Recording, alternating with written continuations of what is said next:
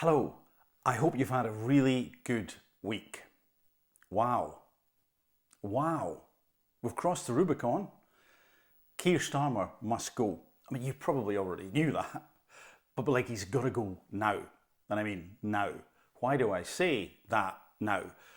Well, a friend of mine said, have you read the article by Andrew Neil, the one where he's criticising Keir Starmer and his government? The latest one? I said, no, I haven't.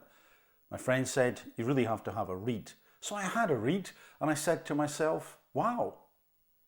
And then I said out loud, wow. Bear in mind, Andrew Neil is a political commentator with decades of experience, a heavy hitter, someone who can analyse situations with his experience and his way of thinking that can at times be incredibly insightful. I don't always agree with what he says, but sometimes I do. And in this instance, I do. Crucially as well, remember, Andrew Neil is part of the establishment. He's listened to by a lot of people who are well connected.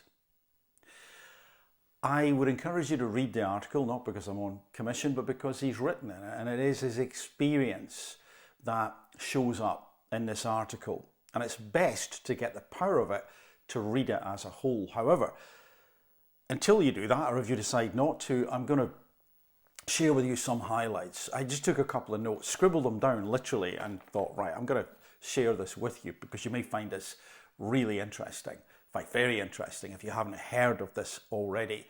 So these are my notes in no particular order, and it is by far not going to cover all of what's in the article.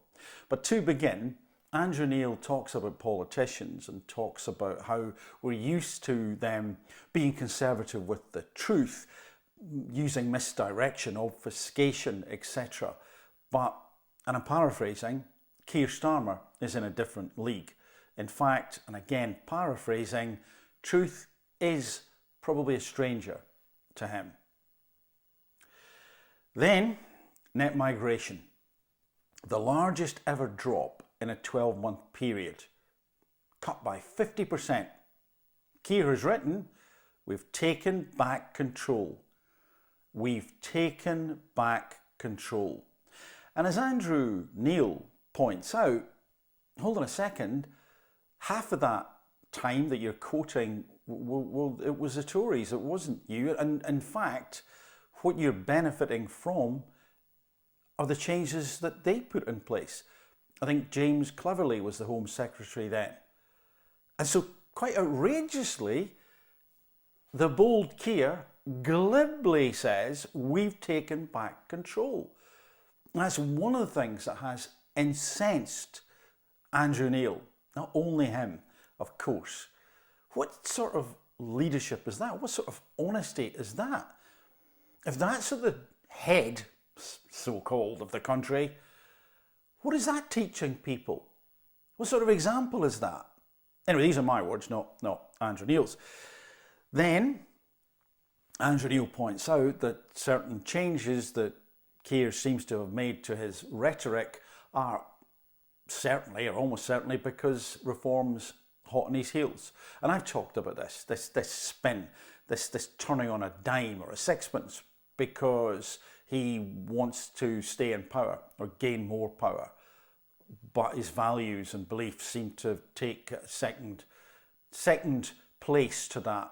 What sort of individual is that? What kind of individual does that remind you of if you were to give them a name? I couldn't possibly comment, but a couple of descriptions spring to mind.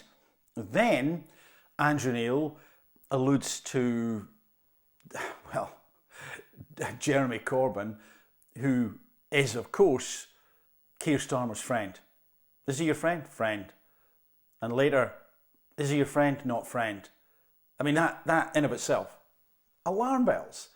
I mean, imagine being in an office, in a business, in a sports team where somebody just is so quixotic, so chameleon-like. Could you trust them? Do you want to be around people like that? Most of us do not. We can't stand it, in fact.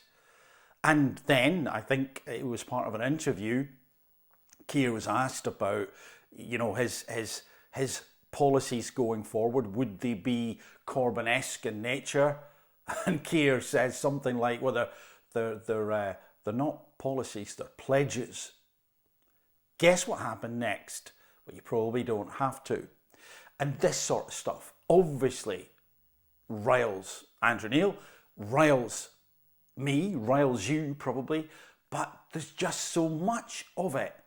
So it's beyond getting annoyed now. It's like, no, this is a no-win situation for you, Keir. Trust has gone. You have got to go. You're damaging everything.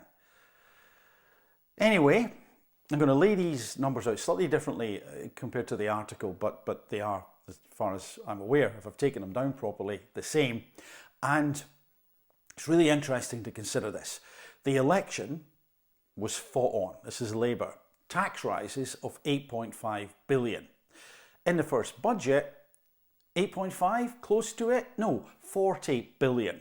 The election was fought on and additional borrowing of 3.5 billion. In the first budget, close to 3.5. Try times 10 approximately. 36 billion, 3.5 to 30. Then additional spending. 9.5 billion. That's a lot of money, isn't it? 9.5 billion. First budget, 76 billion. So 8.5 to 40, 3.5 to 36, 9.5 to 76. That's a lot, isn't it? But hold on, you may be saying to yourself, yeah, but they've got an excuse, haven't they? That black hole. The black hole that they didn't know anything about and absolutely did not say to themselves, well, even if it isn't exactly accurate and even if we've added to it by the decisions that we've made, hey, we can use that. Don't tell anybody about it right now. We can use that going forward once we're in power to just give us carte blanche to do what we want and blame it on that black hole and blame it on those pesky Tories. Allegedly, but that's not what they did at all. And I'm not remotely suggesting that. Here's something that Andrew Neil pointed out, which I think is really important to bear in mind. The Office for Budget Responsibility has never endorsed the existence of the £22 billion black hole. Never endorsed its existence. And yet, what has it been used to justify? It doesn't get any better. Also, by the way, I should mention that when the government is now borrowing, then the lenders are demanding higher returns than they did when Liz Truss was in power for those years, months, days. They want more. What would that be? Lack of confidence? Perhaps? Never. Then, Andrew Neil asks, why, if there was a £22 billion black hole, have we needed £40 billion in taxes and £36 billion in extra borrowing? Good questions. Good questions. And yes, you can do all sorts of things with money, but the spin and the slipperiness of things and the fact that it all seems to be smoke and mirrors has worn everybody down. And I think the point is, it is smoke and mirrors. It is spin. When you try and grab it, it's like trying to grab blancmange. There's nothing there, or it's different from what you thought. Andrew Neil also talks about, as I've talked about, and other people have talked about, the Chagos Islands. What is that about? What was that about? Where is all this money going? What are we doing? And, just as an aside, whilst I remember, I took a note of this, to highlight how slippery things can be. Hospices, the government have said, well, we've given them £100 million to cope with national insurance rises. However, they were caused, I wonder. 100 million, that's okay. But remember, national insurance is not a one-off cost, is it? I don't think so.